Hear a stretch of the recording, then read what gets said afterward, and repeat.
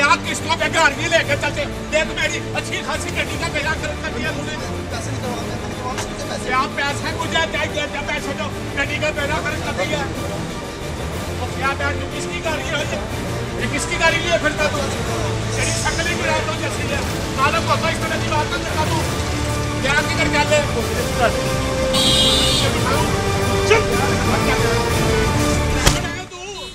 तुम अपनी ड्राइविंग की तरफ ध्यान दो, उसके मुंह ना लगो।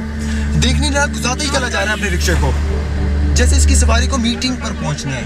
हाँ भाई, सुबह का टाइम है ना, तो सबको जल्दी होती है, सबने अपने काम धंधे पे जाना होता है।